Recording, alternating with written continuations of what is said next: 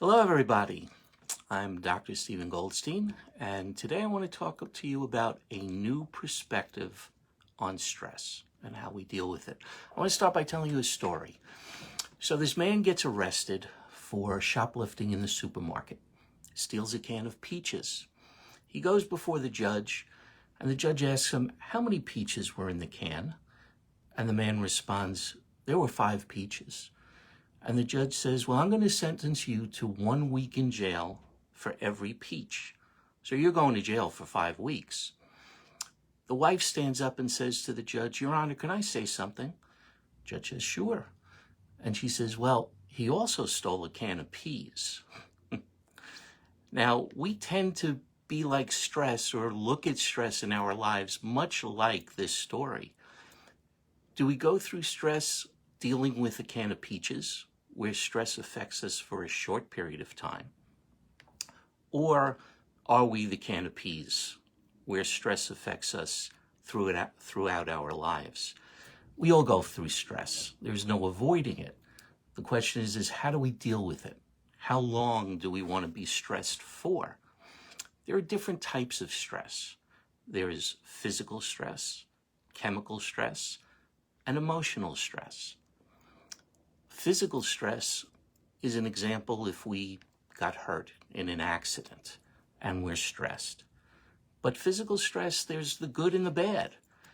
The good part of physical stress is when we get sick, our body goes into stress mode. It releases antibodies, white blood cells, to heal us. If we broke a bone, our body goes into stress to heal the bone. So there's good stress and there's bad stress. There's chemical stress. Chemical stress is what we take into our body. Are we eating McDonald's or fast foods? Are we smoking, taking drugs? Those could be bad stresses. But sometimes stresses can be combined. For instance, we go to a restaurant, we eat some bad food. That's a physical stress. It's also a chemical stress. Might even be an emotional stress. Our body goes into stress to heal us. What does it do? We throw up to get rid of the toxins. We have diarrhea to get rid of the toxins. So depending on how we look at stress, it could be either bad, it could be good. It all depends on how we look at it. Emotional stress is the toughest kind of stress. And fear tends to run emotional stress. One of my favorite acronyms for fear is forget everything and run. We don't think logically anymore. We put ourselves into a different place. And that also negatively affects us. Science and medicine have written and said that 70% of all disease processes are stress related. 70%. You know when the time of day or the day that men tend to die? It tends to be Monday morning at 9 o'clock. Why would that happen? Because unfortunately, a lot of men, and more so men than women, when it comes to this study, I don't think they ever did a study as far as women are concerned, they don't like their job. They've just came off the weekend and they're thinking, I hate my job. I don't like the people I work with. I don't want to go to work. I want to call in sick. And sadly, the body says, okay, we're going to take care of that. You're not going to have to go to work anymore. And they tend to die of a heart attack. That's how powerful stress is. But that's how powerful the mind is. Let's do a little experiment right now.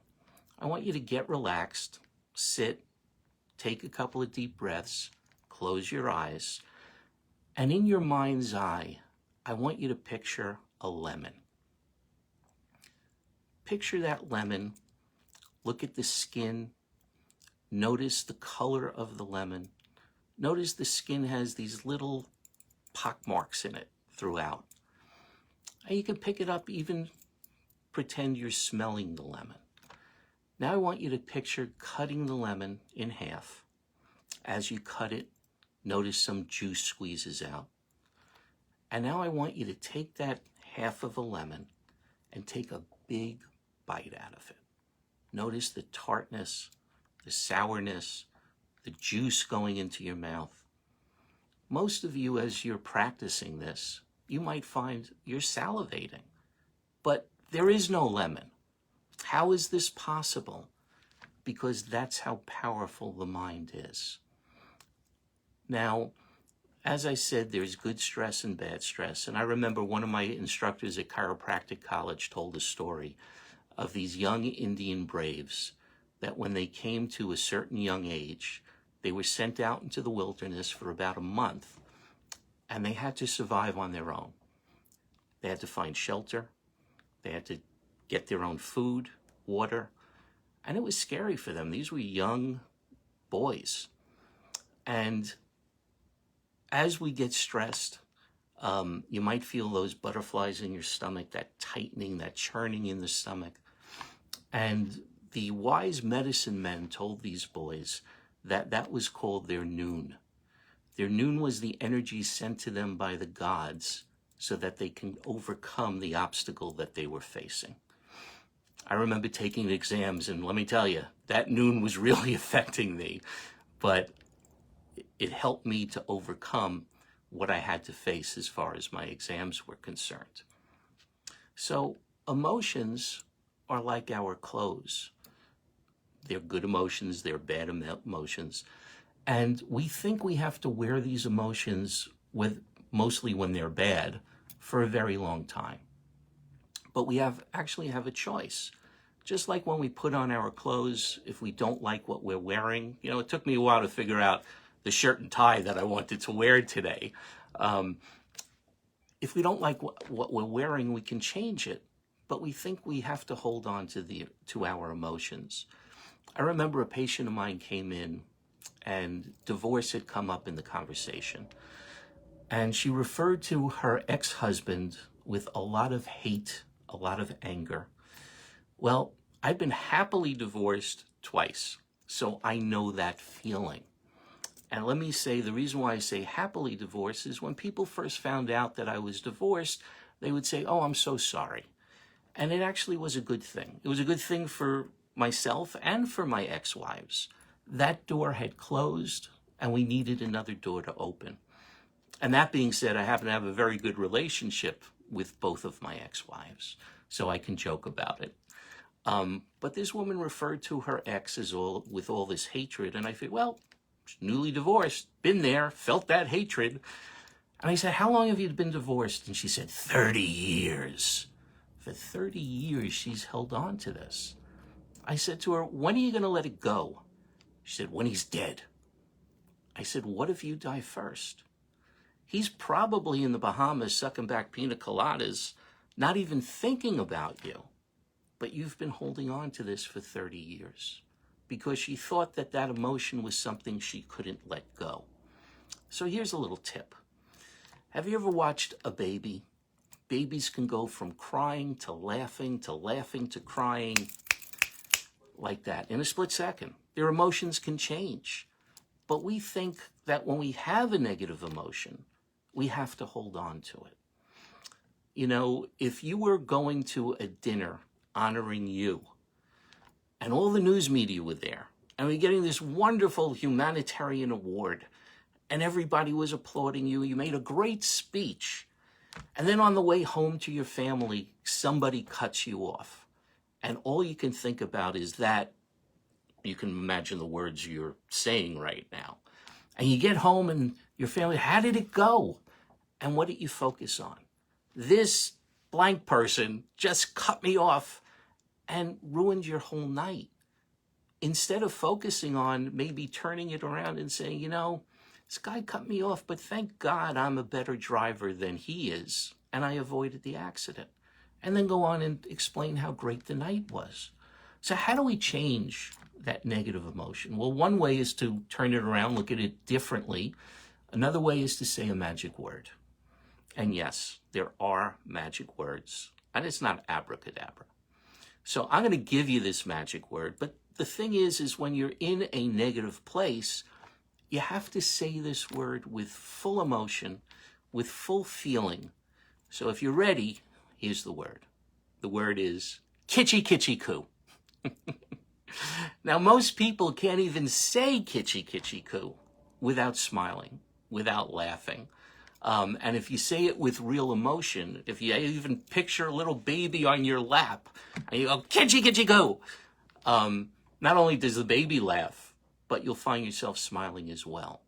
It changes our chemistry in our brain to think and act differently, because the brain is a very powerful thing. They did a study where they took 3 different groups of people, and they were piano players. And one thing that science can do is can map the different areas of the brain as to how it responds to different stimulus. So one group, they said, okay, we want you to practice and play the piano. The other group, they said, we don't want you to play the piano, but we want you to think about practicing. Think about playing the piano. Think about your fingers moving across the keys. And the third group, they said, don't even think about the piano. We don't want you to think about a piano. We don't want you to think about anything that has to do with music. And after a number of time that passed, they then mapped the different areas of these people's brains. And they found that the area of the people in the brain, the people that actually played the piano, was very strong and powerful. They found that the people who didn't play the piano but thought about playing the piano was also very strong and powerful. And the people who didn't play the piano, didn't practice, didn't think about the piano, that part of their brain was not as active. So when we get into a negative place, we're actually stimulating different parts of our brain to go to a different train track. When we get into a positive place, we stimulate parts of our brain to go to a different train track. So how we respond will be on how we've thought about things as to which part of the brain is activated. The good news is that we can change which station that train goes to. If we practice certain things to eliminate stress, to think differently about stress, we activate a more positive part of the brain. The other interesting thing about the brain is it can't hold 2 emotions at the same time. You can't be angry and happy at the same time. A perfect example of this is, have you ever slammed your finger in a drawer or hurt your finger and it hurts? And what do? You immediately squeeze it as tight as you can. And when you squeeze it, you notice that the pain diminishes. Pain might still be there, but it's diminished. The reason for this is there are different fibers that carry pain and pressure. The fibers that carry pain are slower fibers. The fibers that carry pressure are faster fibers. So the signal gets to the brain of pressure faster than the signal that is sending pain. And so the pain decreases. You know, one of the experiments that we did in school that is fun to do, you take a cup of water that's hot, not scalding or burning hot, but it's hot. And you can take a cup of water that's very cold, put some ice cubes in it. And take a finger, your index finger of one hand, and put it in the hot water, and your brain will tell you, well, it's hot. Take the index finger of the other hand, put it in the beaker of cup of cold water, and your brain will tell you, that's cold. Now take both fingers, put them in the cups at the same time, and your brain will tell you, it's just lukewarm. It's neither hot nor cold. So, as I said before, in changing your clothes, the way to look at it is, can you let that thought go a little bit? If you were to hold a pen between your fingers and squeeze it as hard as you can, after a while your fingers will actually start to hurt. Your hand might even start to hurt. But can you just release the pressure a little bit? Can you release the pressure a little more? And you wait for your brain to tell you, yeah, I can release it a little bit. I can release it a little more. Or maybe your brain says, no, I'm not going to release it. I'm not ready to release it. Well, the interesting thing is you have to question yourself. How long do you want to feel stressed for? Do you want to feel stressed for a short time or a long time?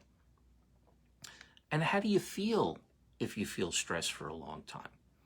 Do you feel good or do you feel bad? I went through a situation not too long ago where I was upset.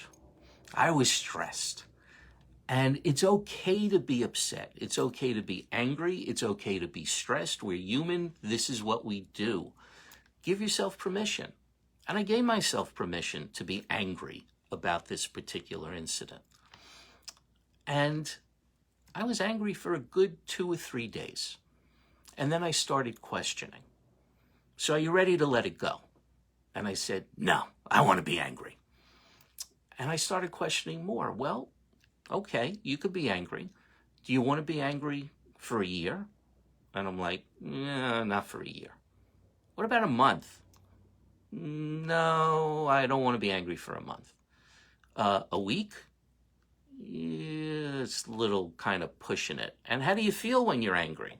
How do you feel when you're stressed? Well, I don't feel good. I feel bad. Well, are you ready to let it go?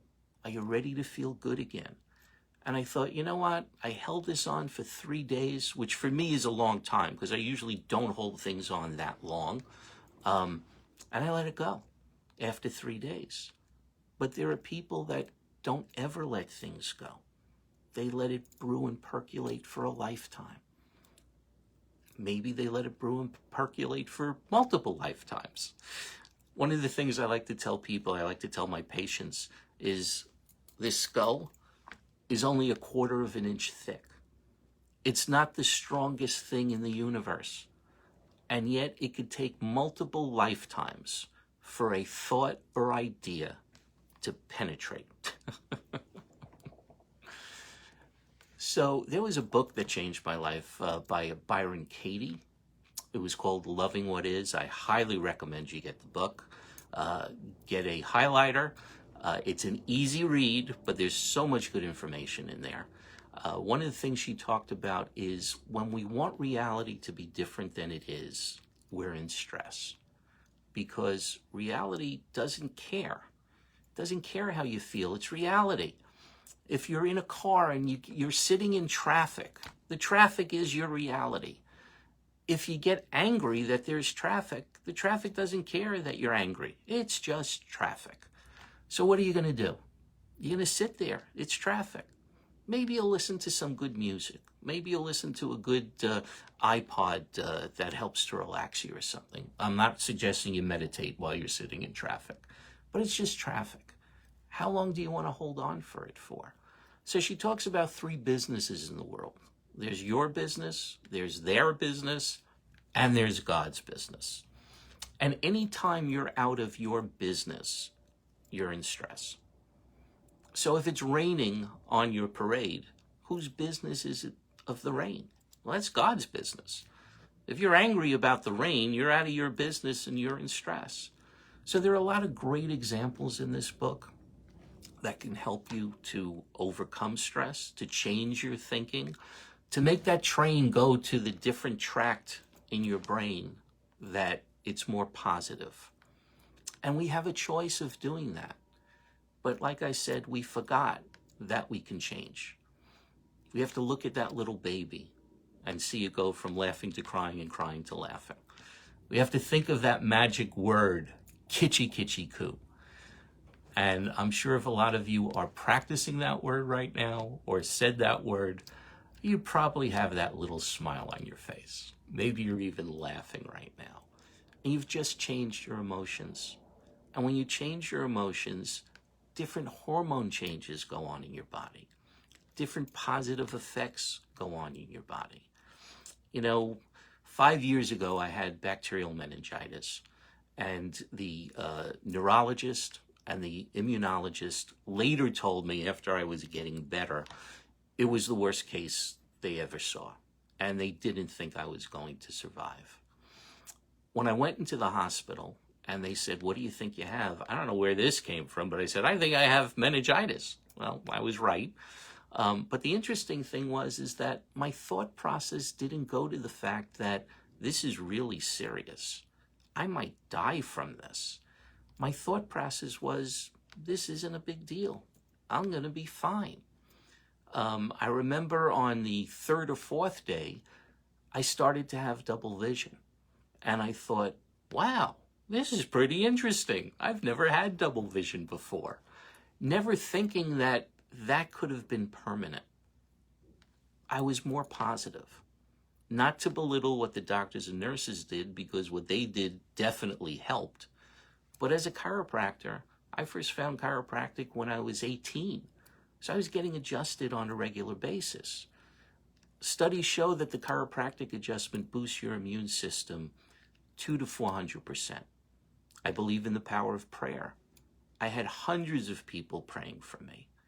I was getting adjusted. I was getting Reiki from long distance. And all these things, my positive attitude, helped, where I didn't suffer a lot of the side effects and permanent injuries that other people in my condition would have suffered. So it was an amazing thing. Now, as far as stress is concerned, we talked about the brain, we talked about emotions, we talked about how to change it, but I'm going to leave you with two other things. Sometimes, if our body isn't functioning properly, it can add to our stress. It can prevent us from thinking a certain way. If we are deficient in nutrients, it can cause organ stress, organ dysfunction. Many people that suffer from depression, for instance, are suffering from nutritional deficiencies. One of the deficiencies can be many different trace minerals that the brain and nerve system desperately need. So I would recommend, after you watch this, to find a practitioner in nutrition response testing and see if that could be a problem. Lastly, as a chiropractor, I have to tell you that chiropractic also can help the body to heal and to take the stress away. When we chiropractors call what we term as subluxation, it means that a bone in your spine has moved out of place, puts pressure on a nerve, causing an irritation. That irritation doesn't have to be painful. We might not even notice it. A great example would be is if I was going to walk by your side today and start tapping your shoulder, after a couple of seconds, you're going to say, all right, cut it out. After 5 minutes, you're going to be kind of angry and, hey, listen, buddy, you better stop it. Well, if I kept doing it to you, you might actually want to get violent and say, if you don't stop it, I'm going to deck you. Well, this is what nerve irritation does. It puts us in a higher sense of irritability. One of my mentors told a story of he was treating a man for low back pain. Man was in his 30s. And every time he came into the chiropractor, he brought his little girl who was 4. And as this patient was getting better, the chiropractor turned to this little girl and said to her, do you notice how much better your father's feeling since he's been coming in? And the girl said, yeah, and he doesn't hit me as much. Now that's wow. And I'm not talking child abuse here. But the father was frustrated. He was irritated. His nerve system was in a state of high irritability because of these subluxations. With him, it manifested as pain. But sometimes it doesn't manifest as pain. It's just irritating us. We wonder, why are we irritable? I remember my son Andrew, he was 2, really didn't go through his terrible 2s. But there were times that he was just irritable. He wasn't himself. And I'd say to him, let me check your spine. And I would check him, and he'd need to get adjusted. And no sooner than I adjusted him, and his whole demeanor changed. He was back to being his wonderful little 2-year-old boy self. Maybe this is what's causing terrible 2s. I don't know. I haven't done a study. I haven't read any study. But maybe this irritation is happening in us. Maybe we are nutritionally deficient. Maybe we need to see a chiropractor. Or maybe we need to rethink the way we look at the world. So I covered a lot. I just want to look over my notes. So tomorrow morning, let's start with gratitude. One way to start the day is with gratitude. Do we wake up and say, good God, it's morning? Or do we say, good morning, God? Think about the things to be grateful for. Your family, your friends, the love in your life. And if you can't think of anything to be grateful for, start with your bed. Be grateful that you have a bed, you have a pillow, you have a toothbrush, you have toothpaste. There are tons of things to be grateful for. So let's start the day with gratitude. Let's start the day with love. Let's change our thinking, because that way we can look at stress in a whole different way. I wish you peace, I wish you health, and I wish you happiness. Thanks for tuning in. I look forward to speaking with you again. Have a great day.